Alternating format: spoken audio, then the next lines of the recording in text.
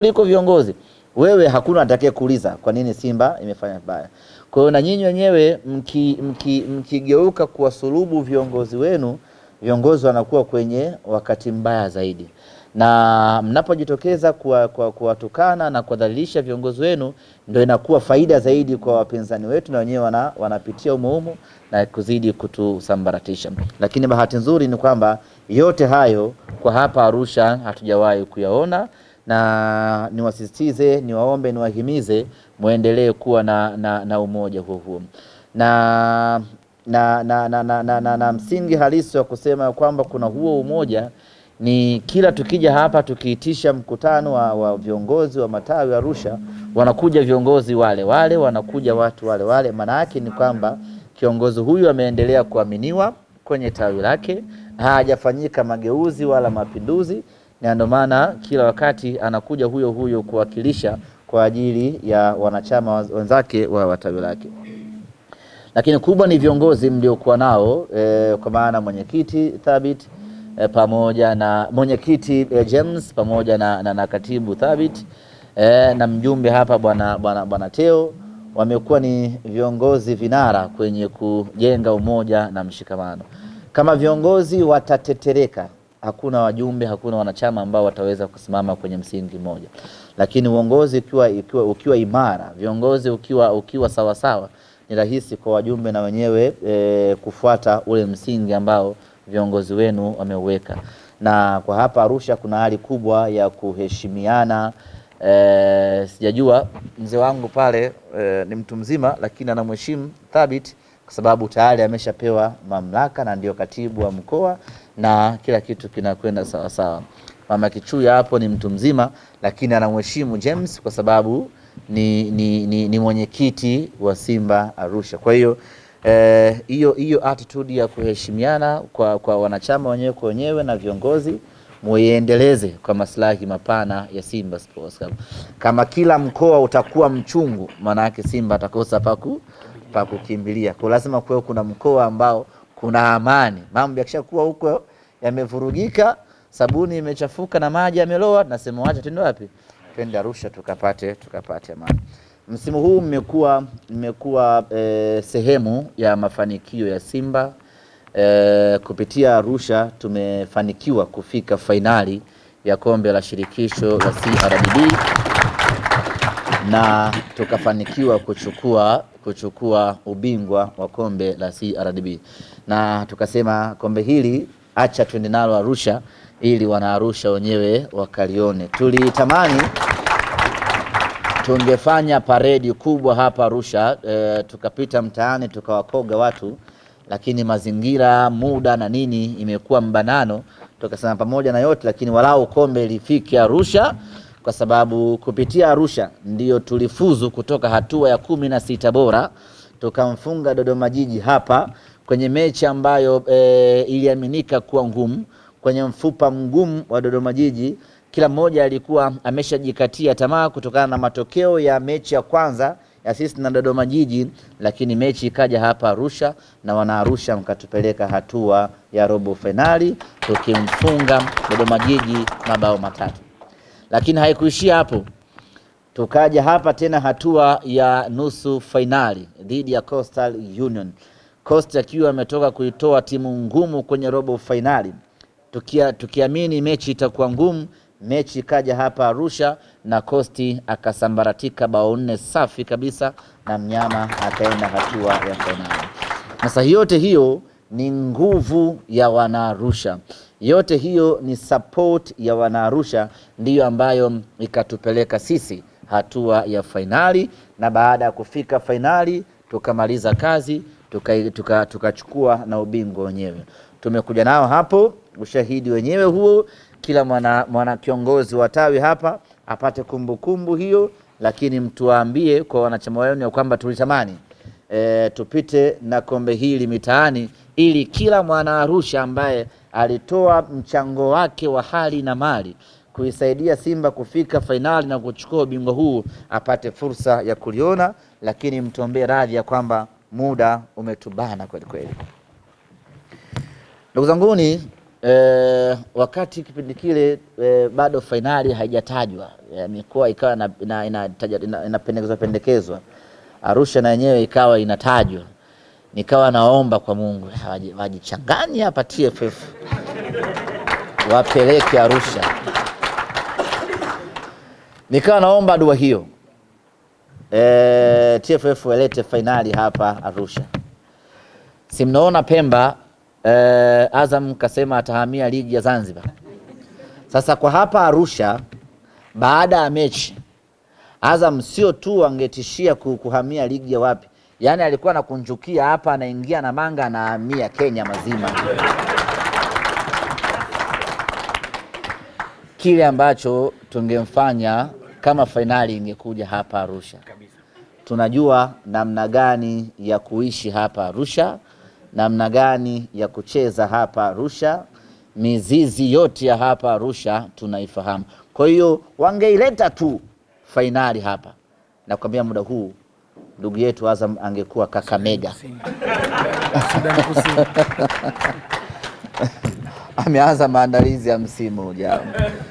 Ndugu zanguni, pamoja na pongezi na shukrani ambazo nimetaka niwafikishie kwa niaba ya viongozi wa juu wa klabu ya Simba, lakini vile vile kuwapa taarifa ya tukio kubwa ambalo tunakusudia kuja kulifanya hapa.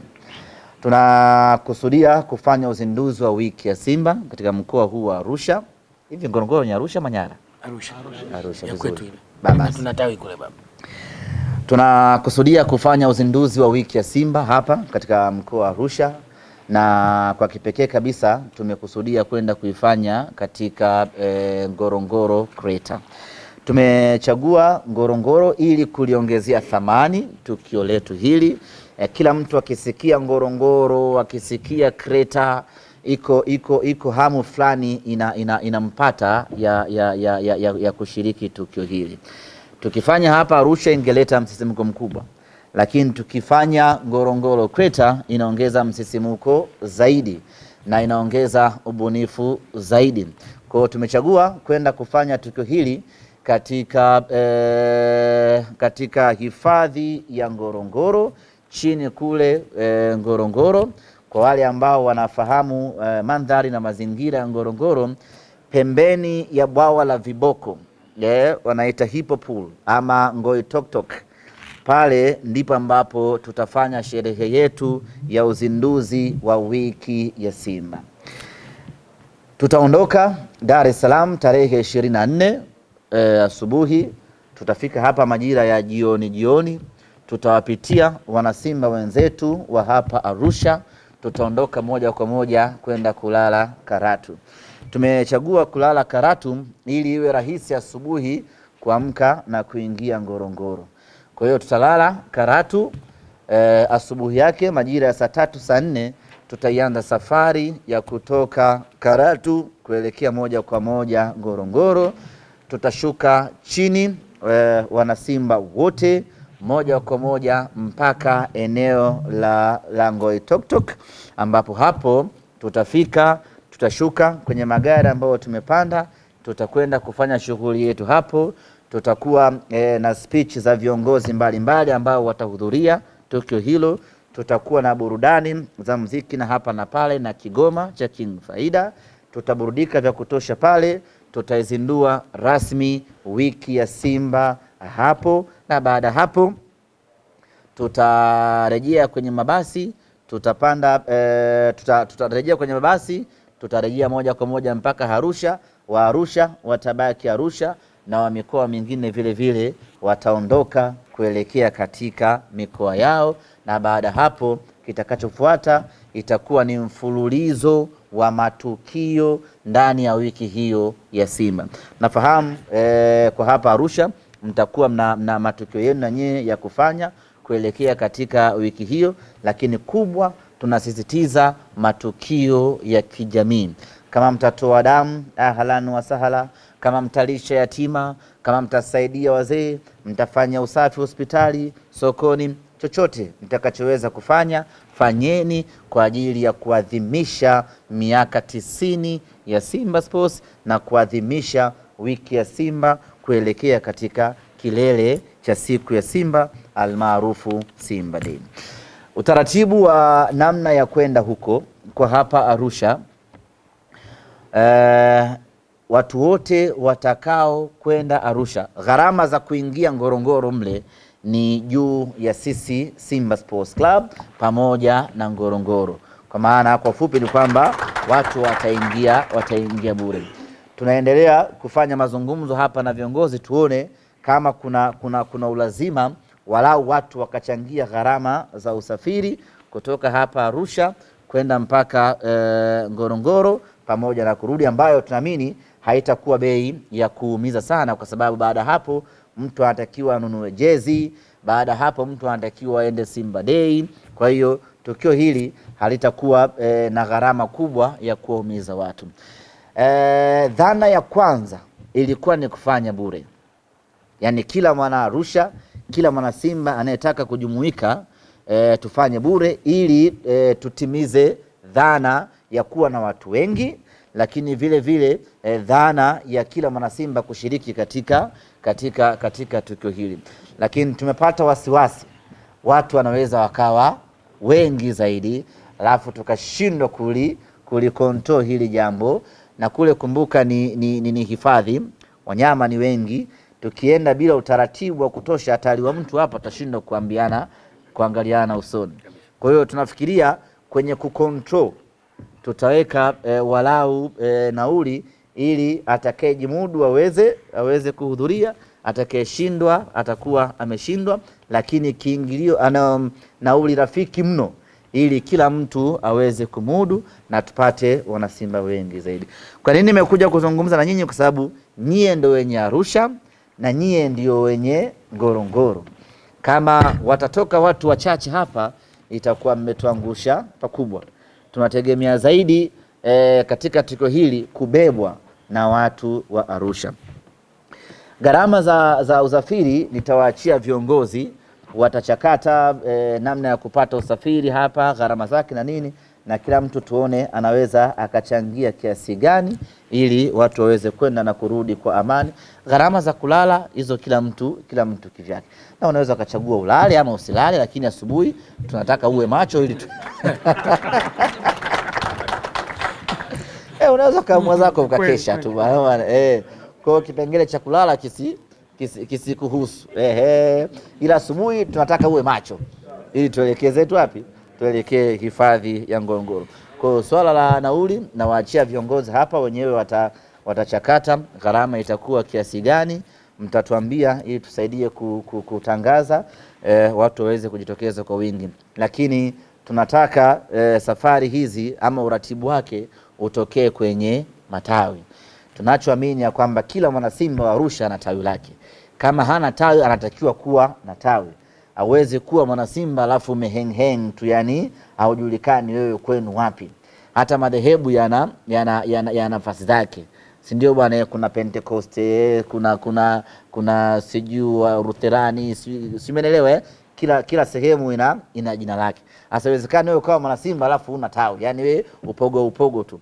Tunafanya hivi ili kuhakikisha kwamba kila mwana Simba anapitia kwenye tawi, na matawi yanakuwa na wanachama wa kutosha, na matawi yanakuwa na nguvu. Kwa hiyo yote ambaye anahitaji kwenda Ngorongoro atapitia kwenye tawi lake, atawasiliana na viongozi wake, watajiorodhesha kwenye tawi husika, watampa katibu orodha, bana sisi Sanawari tuna watu 30 wanakwenda Ngorongoro, unafanyika utaratibu pamoja, tunakwenda kwa pamoja, tunarudi kwa pamoja, jambo linafana kwa namna hiyo. Baada ya kusema hayo, ndugu zangu, mimi nimemaliza.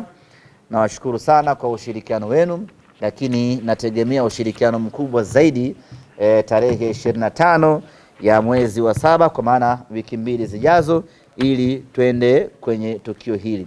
Na ninashauri na ninaomba, kwa kuwa jezi itakuwa bado haijazinduliwa tarehe 25, watu wote tuvae jezi nyekundu siku hiyo, jezi ya msimu huu.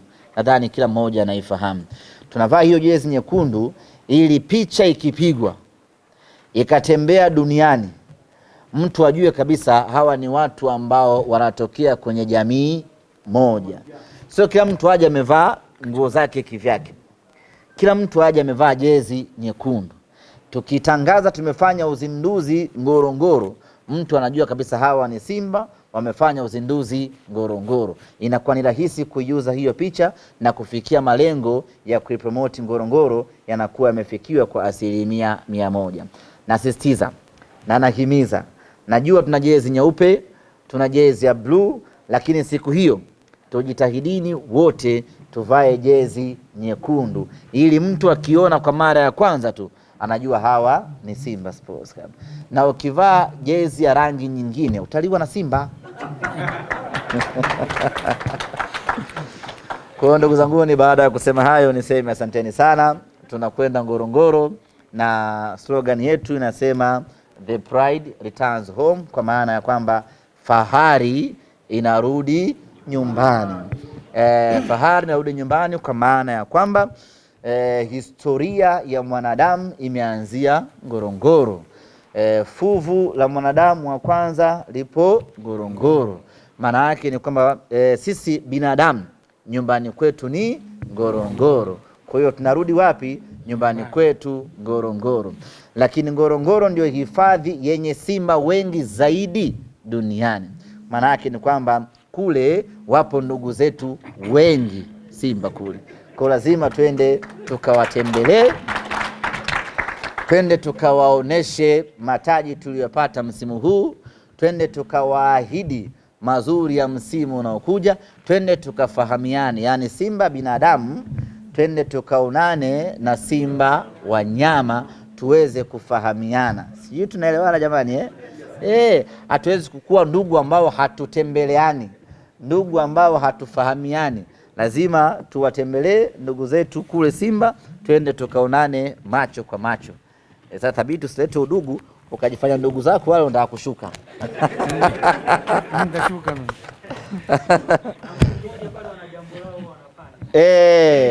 Na nafikiri itakuwa ni safari nzuri yenye starehe kubwa ndani yake. Kwenye bwawa la Viboko. Thabiti hapa anaonyesha kwamba yeye sio mshamba, shafika Ngorongoro. Kwa hiyo itakuwa ni safari nzuri ya kustarehe, na uzuri wake hiki ndio kipindi cha utalii mwezi wa 7 wa 6 huu. Kwa hiyo tuta enjoy vitu vingi, tutaona wanyama wengi, na mwisho siku litabaki kuwa ni tukio lenye kukumbukwa vizazi na vizazi.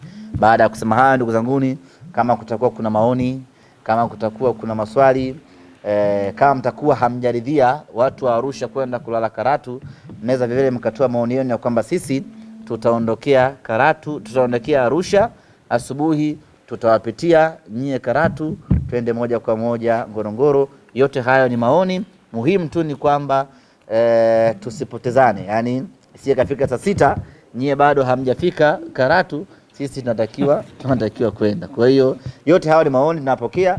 Tunachotaka kufanya ni kwamba kila mtu awe comfortable.